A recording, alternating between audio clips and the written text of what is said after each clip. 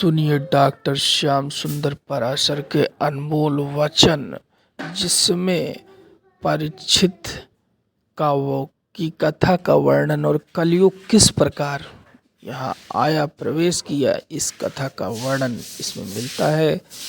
श्री राधे राधे। भगवान कृष्ण की लीला गान करते, तब सूत जी को याद आई, अरे प्रसंग तो हम भूल ही गए। तब सूत जी पुनः प्रसंग पर आए और बोले, सुनो, समय पाकर के देवी उत्तरा के गर्भ से बालक का जन्म हुआ। ब्राह्मणों ने जात कर्म संस्कार करते हुए नाम रखा विष्णुरात। विष्णुना रातः दत्तः, भगवत प्रदत्त बालक है। पर यह बालक जिसकी गोद में जाता उसी का मुंह ताकता था, इसलिए प्यार से दूसरा नाम रख दिया परीक्षित। भगवान जाने किसको पहचानने का प्रयास कर रहा है, और बालक तो उसको ढूंढ रहा है जो मां के पेट में हमसे मिलने आया था, इनमें से वो कौन है। इसलिए बालक का नाम परीक्षित पड़ा। समय बीता और एक दिन भगवान आकर के अर्जुन से बोले, अर्जुन हम तुम्हारे घर आते रहते, कभी तुम भी तो हमारे घर आया करो भाई। तो बड़े भैया से आज्ञा लेकर के अर्जुन को भगवान ले गए अपनी द्वारिका, और 7 महीने तक अर्जुन द्वारका में रहे। इधर पांडवों को अपशकुन होने लगे। युधिष्ठिर जी भीमसेन से बोले, भीम भैया, गता सप्ताधुना मासा भीमसेन तबानुज नायाति कश्यवा हेतु नाहं वेदे भैया भीम हमारे अर्जुन को गए 7 महीने बीत गए, अभी तक लौट के नहीं आया। न जाने क्या बात है, आजकल मुझे अपशकुन बहुत हो रहे। अच्छा संकेत नहीं है, भगवान जाने क्या होने वाला है। चिंता कर ही रहे थे कि अर्जुन आ गए, पर अर्जुन की जो हालत देखी तो सब घबरा गए। अर्जुन, तुम्हारा परम तेजस्वी मुखमंडल आज तेज विहीन कैसे हो गया? तुम्हारी आंखों में आंसू भी भरे हुए हैं, क्या बात हो गई? अर्जुन चरणों में गिर के और संपूर्ण यदुवंश के संहार का प्रसंग सुना दिए। वंचितो हम महाराजा हरिणा बंधु रूपिणा येन में पहतम तेजो देव विस्मापनम।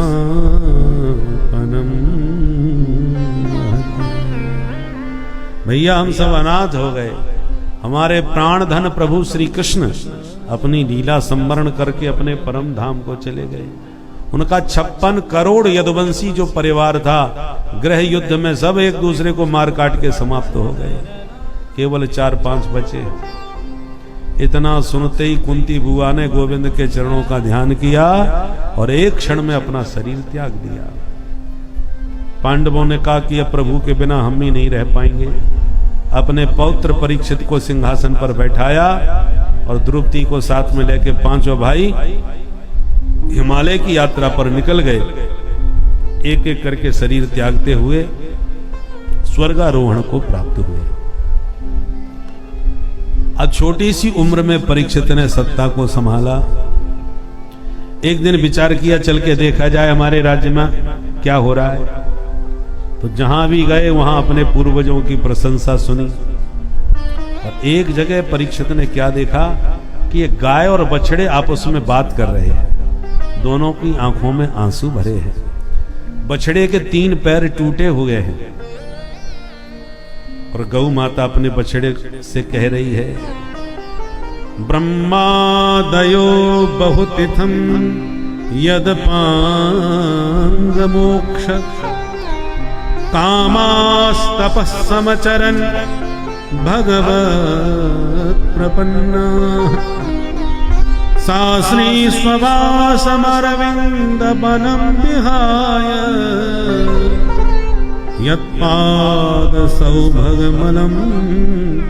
भजते नुरक्ता यत्पादसौभगमलं भजते नुरक्ता। गौ माता कहती है, वत्स, जिन लक्ष्मी की कृपा कटाक्ष को ब्रह्मादिक देवता तरसते हैं, वो महालक्ष्मी अपने कमल वन का परित्याग करके कमला, जिन हमारे प्रभु के चरण कमलों की निरंतर सेवा में जुटी रहती है, वे ही चरणारविंद हम सबको अनाथ करके चले गए। महाराज परीक्षित ने जब सुना तो समझ गए सामान्य गाय बछड़े नहीं हो सकते। पर क्या देखा कि एक दुष्ट उन दोनों को मारता हुआ ले जा रहा है। मारते मारते बछड़े के 3 पैर तोड़ डाले। गौ माता और बछड़े की ये हालत देखी तो तलवार तान के परीक्षित दौड़ पड़े। अरे दुरात्मन खड़ा रहे। जिन गायों की रक्षा के लिए मेरे प्रभु गोपाल बन के वन वन विचरण किए, उन्हीं प्रभु के परम धाम जाते ही उनकी प्यारी लाडली गौ माता पर अत्याचार करने वाला पापी पुरुष तू कौन है? खड़ा रहे। मारोदी रंभ भद्रम ते खलानाम मई शास्त्री। गौ माता रोइए मत, इन दुरात्माओं को दंड देने के लिए मैं परीक्षित अभी जीवित हूं। और जो तलवार तान के मारने को चले कि तुरंत दीनवत शरणंगतः, दीनहीन बन करके वह दुष्ट चरणों में गिर के बोला त्राहिमाम त्राहिमाम। अब क्षत्रिय का धर्म है जो शरण में आ जाए उसे वो मारते नहीं। तो परीक्षित ने उसे छोड़ दिया और गौ माता को प्रणाम करके बोले, माँ आप कौन हैं और आपको क्या कष्ट है मुझे बताओ। पर गौ माता कुछ नहीं बोली। बछड़े से कहा भगवान आप ही बताएं। तब बछड़ा बोल पड़ा, महाराज अपनी दुर्दशा का दोष हम किसे दें? धर्मशास्त्र कहते हैं कोई किसी को कष्ट नहीं देता भैया, सब अपने अपने कर्मों का फल भोगते हैं। वही धर्मशास्त्र ये भी कहते हैं कि ईश्वर की इच्छा के बिना पत्ता भी नहीं हिलता। अब आप ही बताओ महाराज हम किसको दोष दें? परीक्षित बोले आपकी भाषा नहीं, आपका परिचय दे दिया, आप साक्षात धर्म हैं। धर्म के 4 चरण होते हैं, सत्य तप दया शौच। आज धर्म केवल सत्य के सहारे टिका हुआ है। 4 चरण 3 खंडित हो गए, 1 चरण सत्य पर खड़ा हुआ है धर्म। और ये गौ माता साक्षात भूदेवी हैं, धरती माता, जो भगवान के जाने से उनके वियोग में संतप्त है। पर धर्म और धरणी के पीछे ये धूर्त कौन पड़ा है? क्यों भाई तू कौन है? तब हाथ जोड़ के वह दुष्ट बोला, महाराज मेरा नाम है कलयुग। परीक्षित बोले दुष्ट मेरे राज्य में घुस कैसे आया? निकल बाहर। कलयुग बोला बाहर निकल के जाऊं कहां? सारी धरती पर आपका ही राज्य है। मैं मानता हूं मुझ में बुराइयां हैं, पर एक विशेषता ऐसी है जो किसी में नहीं है। क्या? यत् फलम नास्ति तपसा न योगेन समाधिना तत्फलम लभते सम्यक् कलौ के सब कीर्तना। अन्य युगों में जो तपस्या करके यज्ञ करके फल मिलता है, वो हम केवल हरि नाम संकीर्तन से वही फल प्रदान करा देते हैं। हरेर नाम हरेर नाम हरेर नामैव केवलम। परीक्षित इस गुण पर रीझ गए, तुम्हारा गुण बड़ा प्यारा है भाई, तब तो हम तुम्हें रहने के लिए 4 स्थान देते हैं, प्रेम से रहो हमारे राज्य में। कहां कहां? बोले द्यूतम पानम स्त्रियः सूना यत्रा धर्मश्चतुर्विधः। जहां जुआ खेला जाता हो वहां रहो, जहां मदिरा पान किया जाता हो, जहां व्यभिचार होता हो और जहां जीव हिंसा होती हो, ऐसे 4 घरों में आप निवास करो।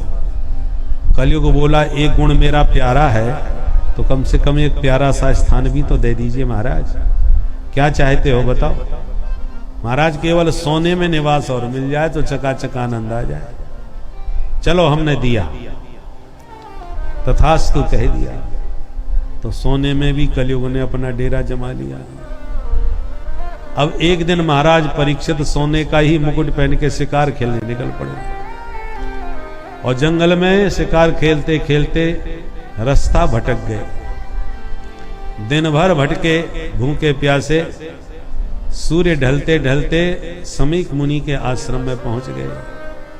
आवाज लगाई महाराज जी, और कोई जवाब नहीं दिया।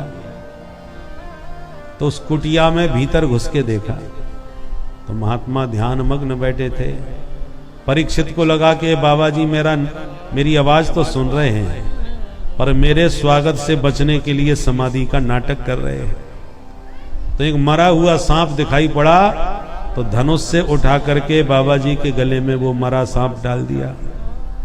बाबा जी की समाधि असली थी, इसलिए आंख बंद किए बैठे रहे और राजा गले में सांप डाल के चले गए।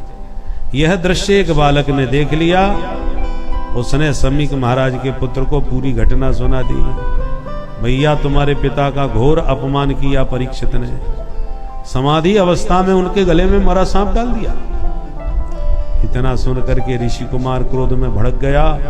कौशिक्याप उपस्पृश्य बाघ वज्रम विसर्ज।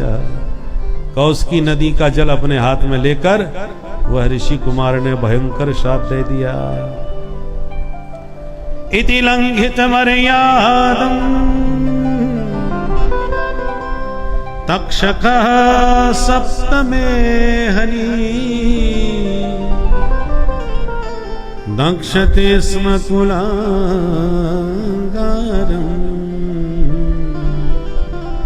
नोदितो वेतद्रुहम्। अरे कुलांगार, तूने मेरे पिता का अपमान सर्प के द्वारा किया है, तो जा, मेरा शाप है परीक्षित, 7वें दिन तक्षक नांग आके तुझे डसेगा और तू मरेगा। ऐसा शाप दे दिया। वो बालक दौड़ के आया, पिता के गले में मरा सांप पाया तो बड़ी जोर से चीख चीख के रोने लगा। बच्चे की रोने की आवाज सुन के महात्मा की समाधि खुल गई। गले का सांप उतार के फेंक दिया और बच्चे को गोद में ले लिया। बेटा, ऐसे क्यों रो रहा है? ये तो मरा हुआ सांप था। तो पूरी घटना सुना दी।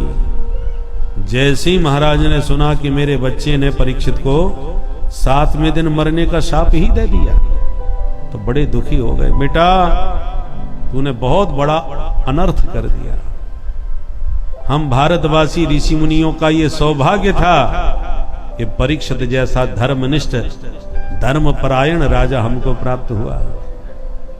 बेटा, ऐसे धर्मनिष्ठ राजा बार बार इस देश को प्राप्त नहीं होते। अब तो जितने राजा मिलेंगे प्रायः धर्मनिरपेक्ष ही ज्यादा मिलेंगे। धर्मात्मा राजा का दर्शन बड़ा दुर्लभ होता है, पर जब धर्मात्मा राजा सुलभ हो जाता है तब हम उसकी कीमत और महत्व नहीं समझते।